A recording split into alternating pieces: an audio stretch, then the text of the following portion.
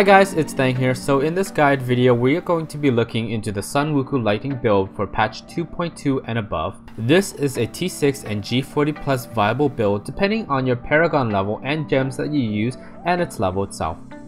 It is for Windows, Macs, Xbox, and PlayStation version, seasonal and non-seasonal. So let's get started. This build is heavily dependent on the Gundam Gear bracers. It also requires the Sunwuko and Inner Mantra set bonuses. You will be able to use this build without the full Sunwuko or Inner Mantra set. So let's take a look at the set bonuses. First is the Sunwuko set. For the 2-piece set, whenever you use Cyclone Strike, Exploding Palm, Lashing Tail Kick, Tempest Rush, or Wave of Light, it'll summon a Tigor that will explode for 1000% of the highest elemental damage. The default, if there is no elemental damage, is always going to be holy damage. When it explodes, it'll buff your Cyclone Strike, Exploding Palm, Lashing Tail Kick, Tempest Rush, and Wave of Light by 500% for 3 seconds. For Inner Mantra set piece, will only require the 4-piece set, not 6-piece. For the 2-piece set, it will increase our Mystic Ally and Mantra's passive by 100%, in other words, it will double its passive. For the 4-piece set, you'll gain all 4 mantras passive. That means increase in damage, increase in toughness, increase in life regeneration, and of course you'll get thorns as well. With our first skill, it's going to be our main damaging skill, Wave of Light with Pillars of the Ancients rune. This is the most powerful of the runes. Instantly does 635 damage and then another 785 over 3 seconds. With the spirit reduction cost from the Incense Torch of the Grand Temple and our Paragon level, Mystic Ally, and Sweeping Wind, you will definitely be able to spam this constantly without much worries. Next is Epiphany with Desert Shroud rune. This will reduce our damage taken by 50% and of course increase our spirit regen while we're in it. So please keep this in mind that we want this to be up as much as we can, so I would suggest having about 50 to 60% cooldown reduction. So we'll need the Mystic Ally with the Air Ally rune for the spirit regen.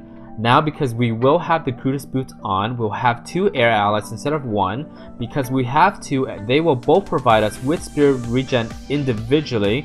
So instead of the normal 4 spirit regen from one single ally, we'll have 8 now from the extra Mystic Air Ally. And on top of that, because we have Inner Mantra's 2-piece set, it gets double. So in a total of 16 spirit regen. For movement, we want Dashing Strike with Waves of the Falling Star. Now, this is really helpful with greater rifts. It helps you move faster after you use Dashing Strike. But if you want more toughness, then definitely go with Blinding Speed right here. It will increase our dodge by 40% for 4 seconds after using Dashing Strike. Our second damaging skill that makes this build amazing is Exploding Palm.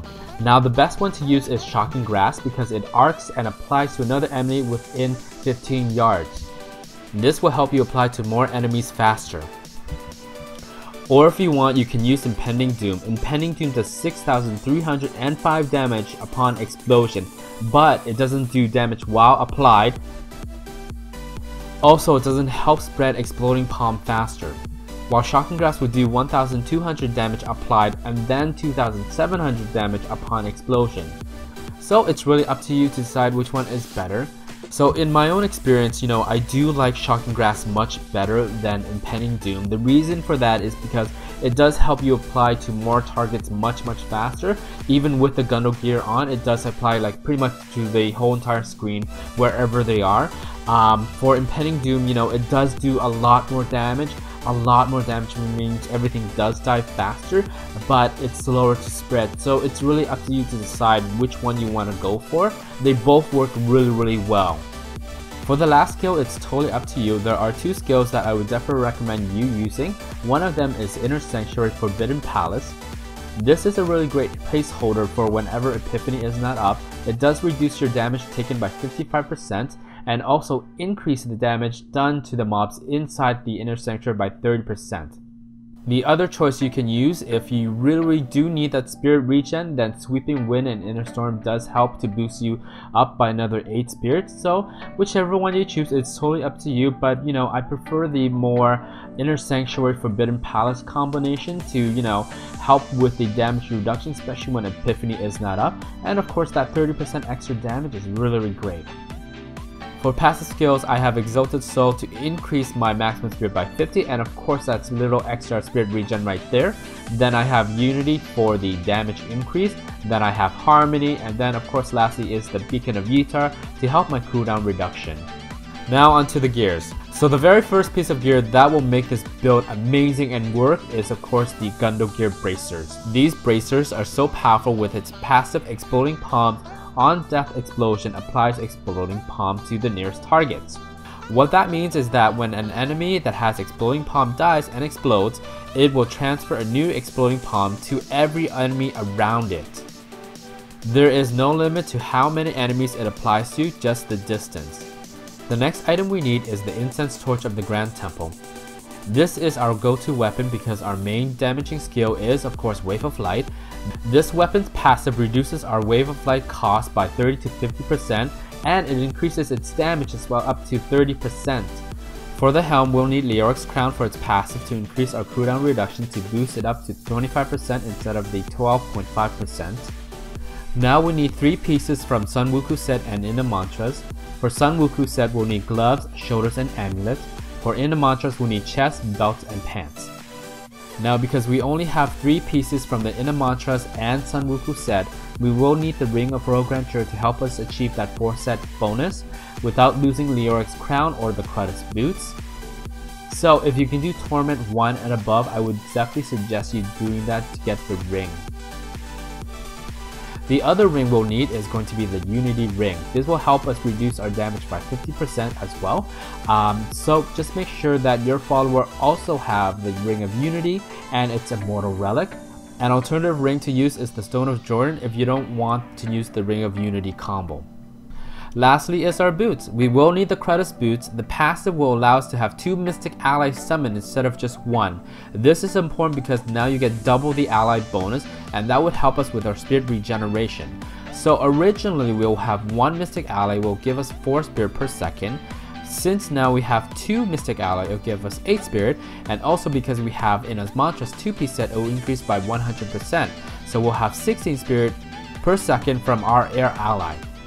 When you take into account of our passive Exalted Soul and our Templar's passive Inspire, we have a total of 22 spirit per second. Also, if you have Sweeping Wind Inner Storm, you'll have a total of 30 spirit per second. Now let's take a look at the stats we need for our items. For Leoric's Crown, passive as high as possible, socket, critical hit chance, dexterity, then vitality. For shoulders, we want cooldown reduction, dexterity, vitality, and all resist. For gloves, you want critical hit chance, critical hit damage, attack speed, or cooldown reduction and dexterity. For our amulets, we want socket, critical hit damage, critical hit chance, then dexterity. For chest, we want 3 socket, dexterity, vitality, then reduce damage from elites. For bracers, lightning damage as high as possible, then critical hit chance, then dexterity, then vitality. For belt, we want dexterity, vitality, all resist, and then armor or regen. For pants, we want 2 sockets, dexterity, vitality, then armor or regen. For boots, we want movement speed as high as possible, then dexterity, then vitality, and then wave of light damage or armor. For our rings, we want socket, critical hit chance, or damage, and then cooldown reduction, then dexterity.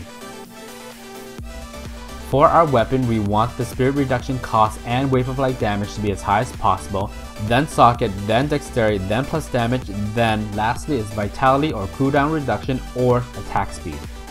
Now onto our paragon levels. For our core, we want movement speed to add with our boot speed to equal to 25% movement. So I already have 11% on my boots, so I need 14% here, so let's add that. Okay, next is going to be in dexterity. Now offensive, so we want cooldown reduction first, then critical hit chance, then critical hit damage, and lastly is our attack speed. For defense, we want resist all first, then armor, then life regeneration, then life. Last is utility, we want resource cost reduction first, then area damage, then life on hit, then code find. Last is going to be our legendary gems. So the ones that I would definitely recommend using is the Molten Wild Beast Gizzard right here. So as you can see, my base right now is 48,921 life per second with the Molten Beast Gizzard, so let's equip that right now. So with it equipped, I have 133,721 life per second. I can pretty much stand in anything I want to, until the damage gets way too high for me to hand. The second gem that I would definitely recommend using is the Esoteric Alteration. It'll help us increase our non-physical resist by an X amount, and when you're below 50% health, it'll increase those resist again by another 75%. So in combination with this and the Molten Gizzard, you should have no problem with surviving and standing still in place while doing damage, unless, like I said, the damage is way too much for you to handle. Then all you do is just dash out.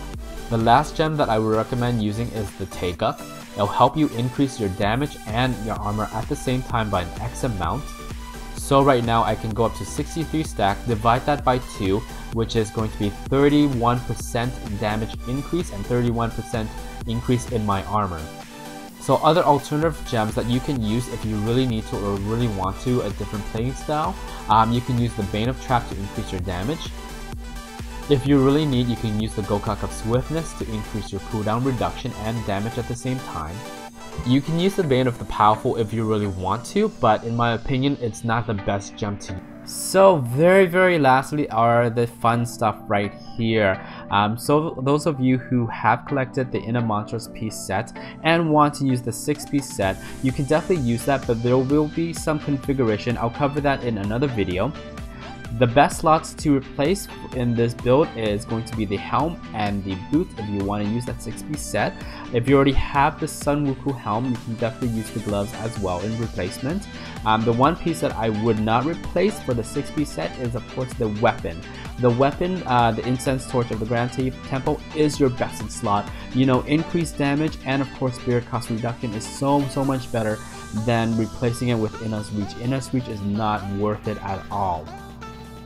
But also, if you have the furnace, you can definitely use the furnace instead of the Incense Torch of the Grand Temple, because the difference in damage is 20% on elite mobs and Greater Rift Guardians. The only downside of it is, of course, it only works on elite mobs and the Guardians itself, and there is no spirit cost reduction in Wave of Light. So it's really up to you which one you want to use, but both of them pretty much work out really well. So that is it for the guide. Thank you so much for watching. If you like this video, a thumbs up would definitely be appreciated. If you have any questions or comments, please leave them down below, or you can hit me up on Twitter or come join my Twitch stream. I'll happily answer all the questions that you have. All the links are in the description down below. And lastly, don't forget to check out the channel. If you like the channel, press subscribe, and I'll see you guys next time. Bye!